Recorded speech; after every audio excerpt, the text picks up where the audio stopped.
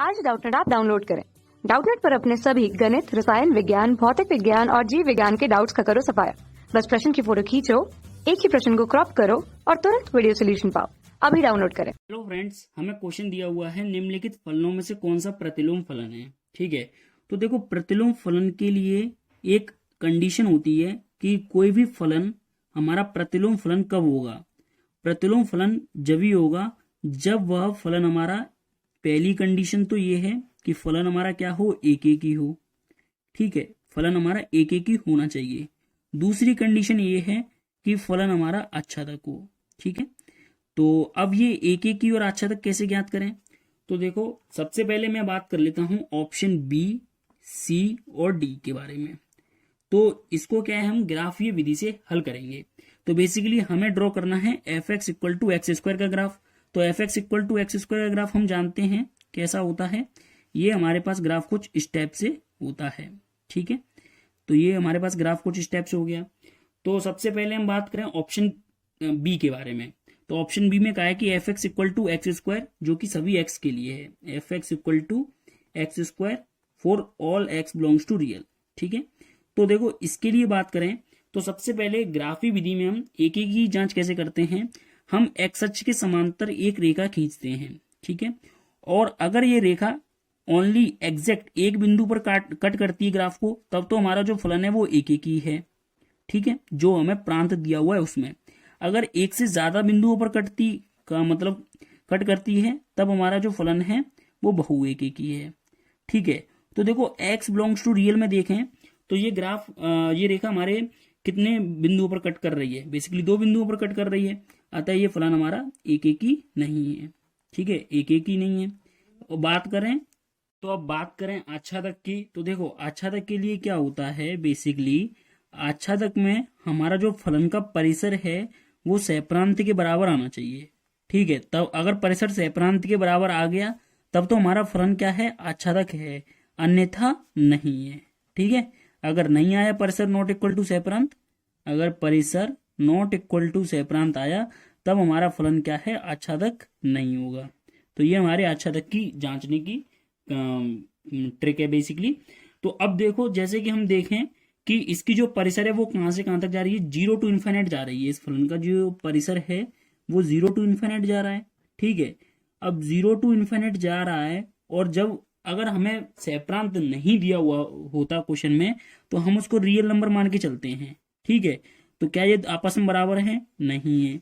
ठीक है, जब आपस में बराबर नहीं है यानी परिसर नॉट इक्वल टू सहप्रांत नहीं है, परिसर नॉट इक्वल टू सहप्रांत है बेसिकली। ठीक है ना, तब हमारा फलन क्या है, आच्छादक नहीं होगा।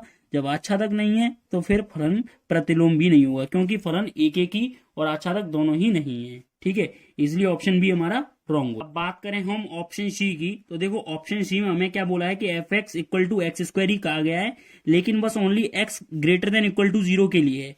तो देखो एक्स ग्रेटर देन जीरो के लिए मतलब ये वाला पार्ट है। तो अगर हम इस पार्ट में अगर हम एक्स अक्ष के समांतर रेखा खींचेंगे तब ये फलन हमारा एक एक ही तो है, लेकिन फिर भी आच्छादक तो नहीं है। क्यों, क्योंकि इसका जो परिसर है वो एक एक ही तो ये है, लेकिन आच्छादक नहीं है, क्योंकि इसका जो परिसर है वो सहप्रांत के बराबर नहीं है। अतः इसका भी जो हम कहें कि इसका प्रतिलोम फलन विद्यमान नहीं होगा। ठीक है, अब बात करें अगर हम ऑप्शन डी के बारे में। तो देखो ऑप्शन डी हमें क्या देता है, F X equal to X square जब एक्स हमारा लेस देन जीरो हो।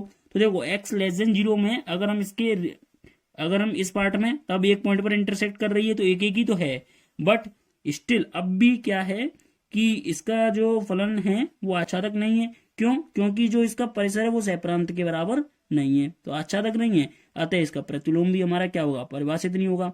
अब बात कर लेते हैं ऑप्शन ए के बारे में। ऑप्शन ए में हमें दिया हुआ है F X equal to 1/x - 1। सबसे पहली बात, ये फलन हमारा डिफाइन कब होगा, जब x - 1 not equal to zero होगा। यानी बेसिकली इस फलन का जो डोमेन है वो क्या है, x बिलोंग्स टू वास्तविक संख्याओं के समुच्चय में से हम 1 को घटा देंगे।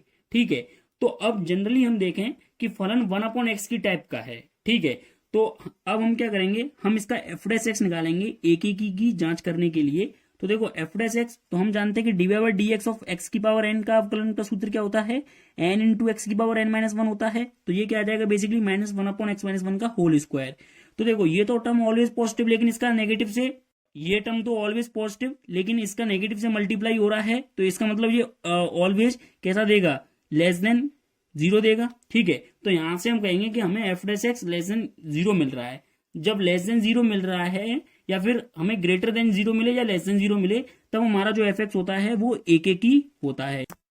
तो यहां से हमारा फलन एक ही तो हो गया।